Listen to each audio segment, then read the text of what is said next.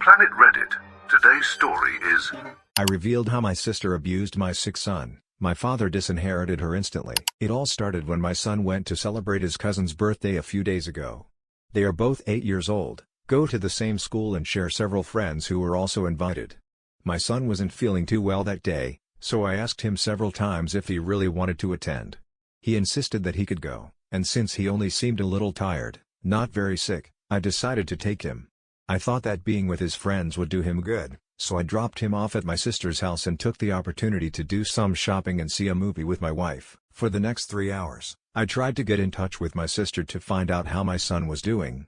I hadn't mentioned to her before that he wasn't feeling very well, so I wanted to keep an eye on things, but every time I called, she didn't answer and the phone just rang and rang. I also sent a message to my son's emergency phone, but later I found out that my sister had taken it away at the beginning of the party because she has a strict rule about not using screens in her house. Even when my son started to feel very unwell and wanted his phone to call me, she didn't give it back to him. After almost 3 hours without being able to contact them, my wife and I began to worry. As it was getting late, we decided to go and pick him up. When we arrived, most of the guests were already leaving, and there were only a few children left in the room. I was surprised not to see my son with them, and when I asked my sister about it, I noticed that she suddenly became very uncomfortable. She asked us to wait in the living room while she went to look for him, but something didn't add up to me. Why wouldn't my son be with the other children? I followed her, even though she insisted that I should stay. My wife came with me, and as we walked, my sister began to explain that during the party my son had said that he felt very unwell and wanted to call me, but she hadn't believed him. She thought he was just pretending to get attention, as children often do. When he kept insisting and annoying her, she got angry and sent him to the basement as punishment, because she thought he was going to ruin her son's birthday party, which she had been organizing for weeks. She didn't let him call me, and she didn't answer my calls either because she was too busy with the party.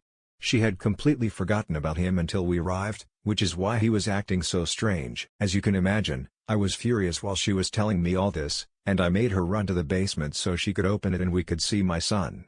Luckily he's fine now, but when we found him he was crying non-stop, shaking and almost fainting. He had vomited several times on the basement floor.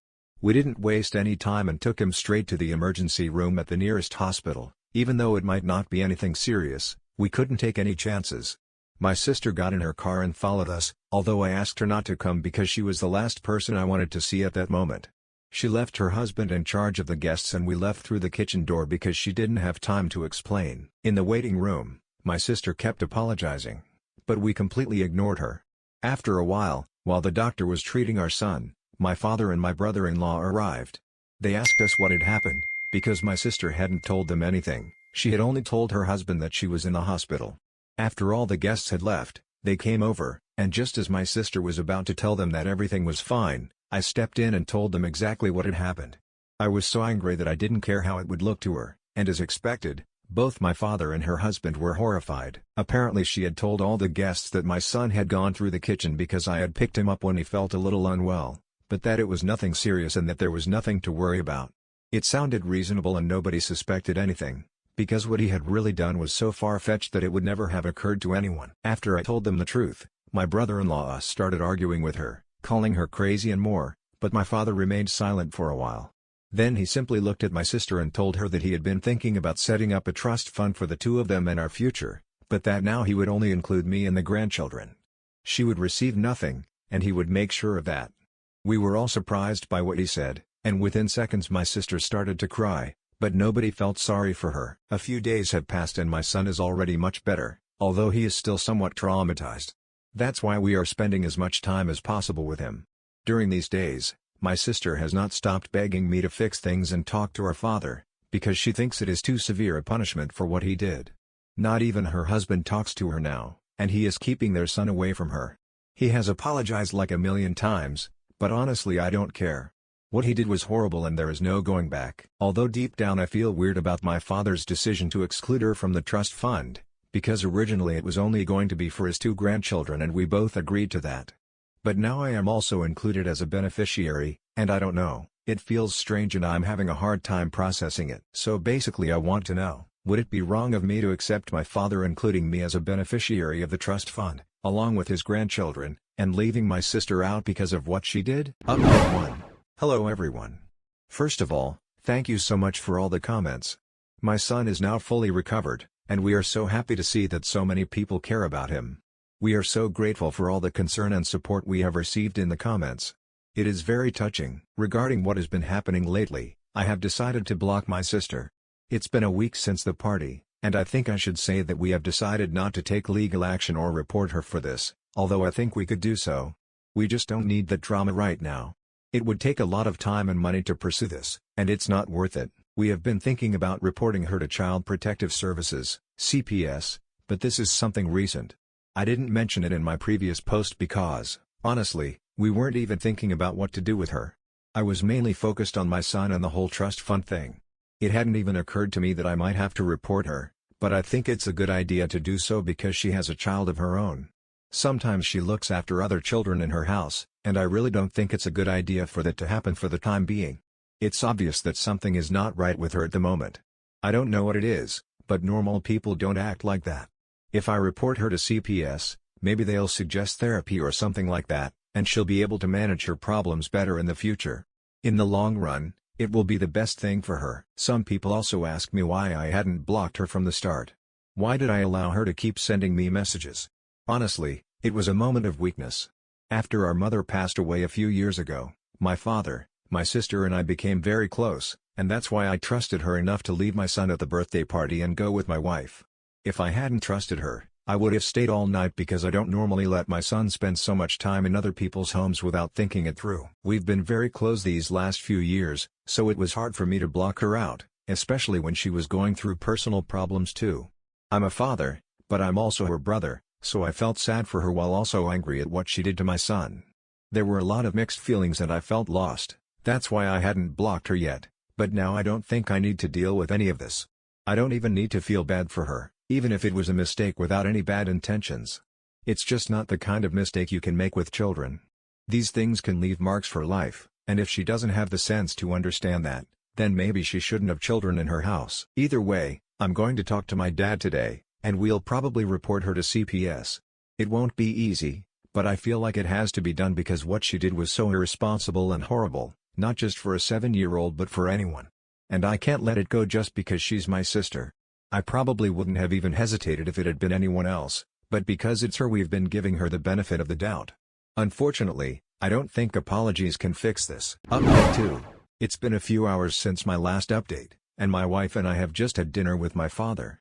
We told him we were thinking of reporting my sister to CPS. He didn't know how he would take it because, after all, she is still his daughter, and even if he is angry with her, he didn't know if he would agree with something so serious.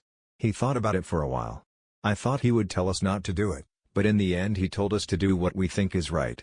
And if we think we should report it to CPS, then we should do it. He was very honest about the whole situation, and told us that even before he had seen my sister being very hard on her own son several times.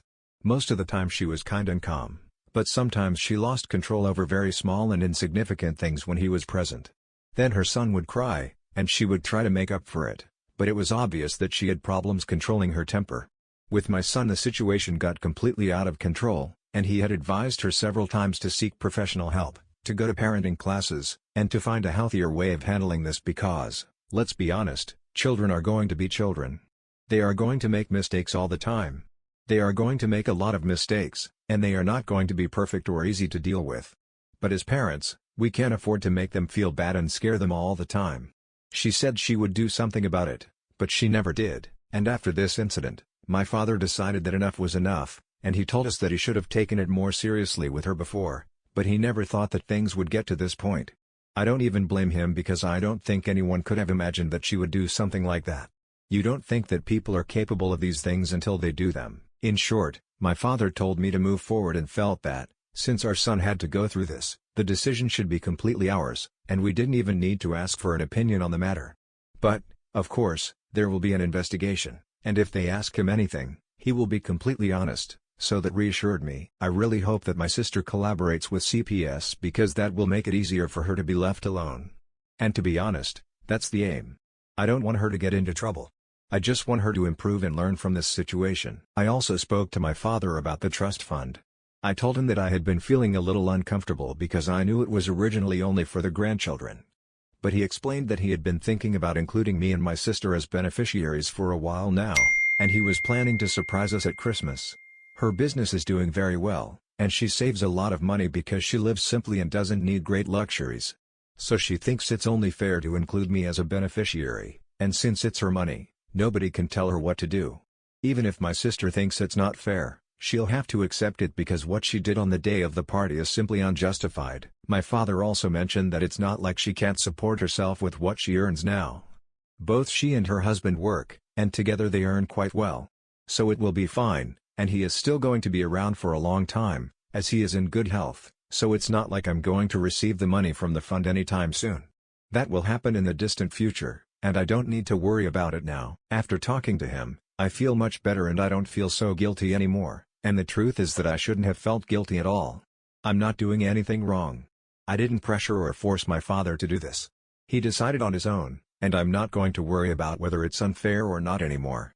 I'm just not going to stress about things that don't deserve it because it's not worth it. If my sister feels bad about this, it's a shame, but she should have thought things through better, and that's all I have to say. I'm glad I had dinner with my dad and talked about all this, because talking to him gave me the clarity I needed. Now both my wife and I know what to do, and we're going to move forward.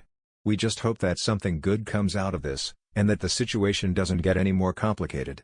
I really hope that my sister recognizes her mistakes, shows remorse, and does something to make things right. Update 3.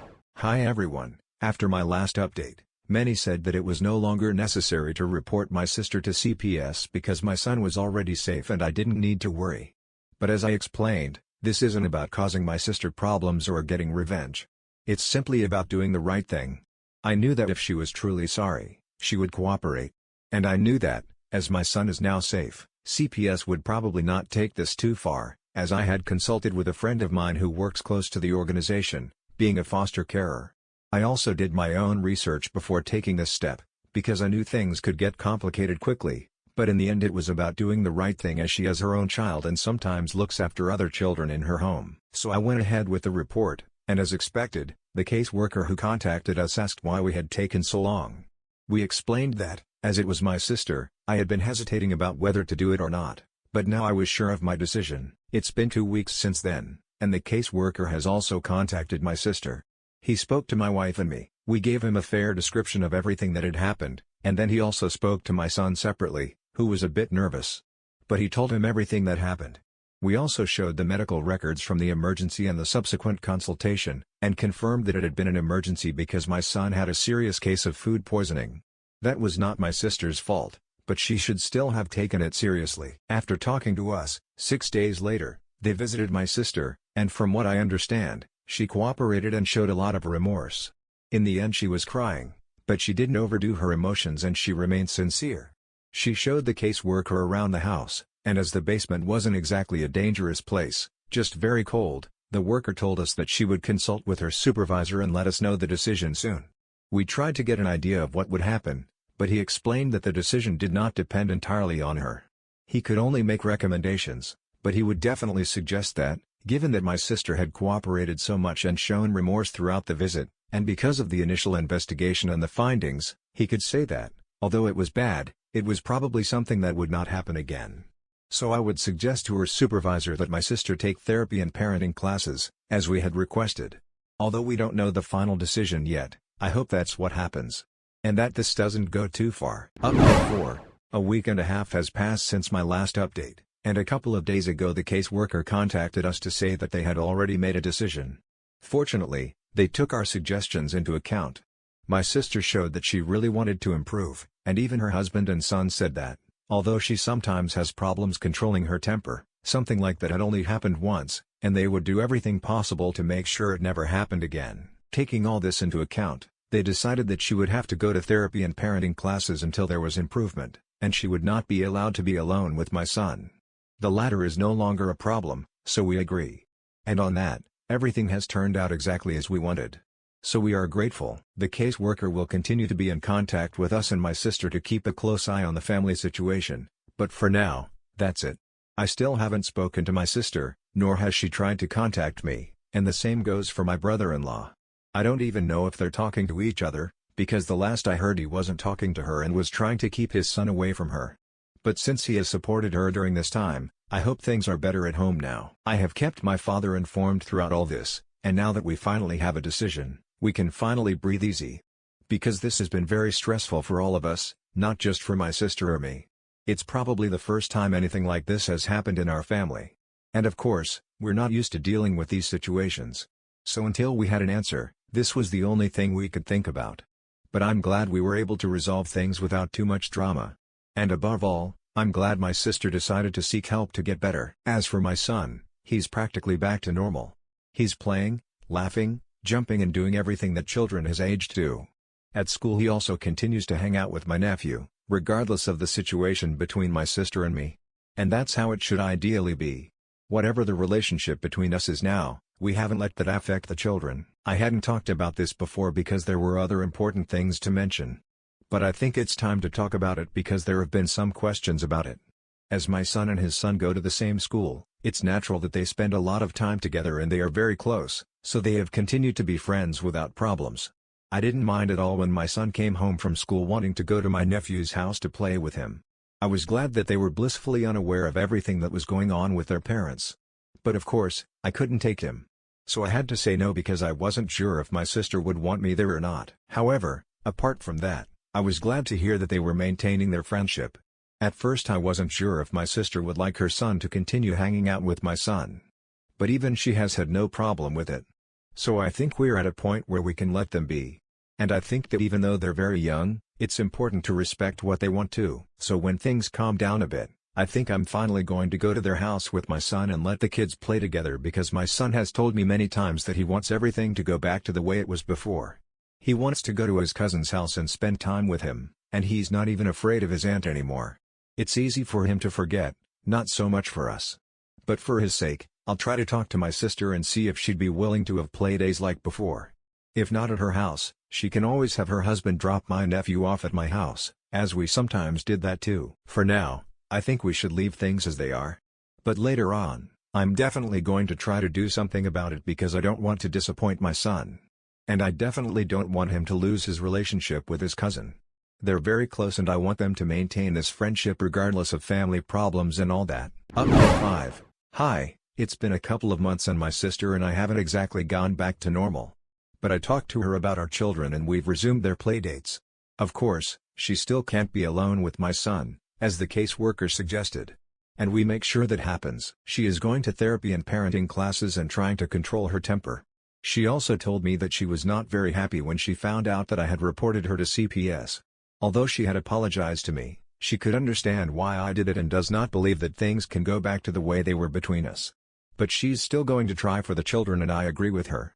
I really don't think things can go back to the way they were. But for our children, we're definitely going to give it a go. She and her husband are also going to couples therapy. My brother-in-law and I are talking to each other again. So he told me and said that at first he had been very angry with her. He didn't want to talk to her or even let her near his son. But over time, he realized that ignoring her like that was only going to hurt the family. So he decided to face the situation. And since he doesn't want a divorce, they have decided to try to work things out. For now, they are doing well and I am really happy for them. My father and my sister still don't speak to each other. He refuses to take the first step and she refuses to acknowledge that he exists. I don't know what will happen to them, but as I said, I'm not going to worry about things that are not directly my problem. They're both adults. So if they want to work it out, they will. For now, I'm just grateful that things in the family are working out.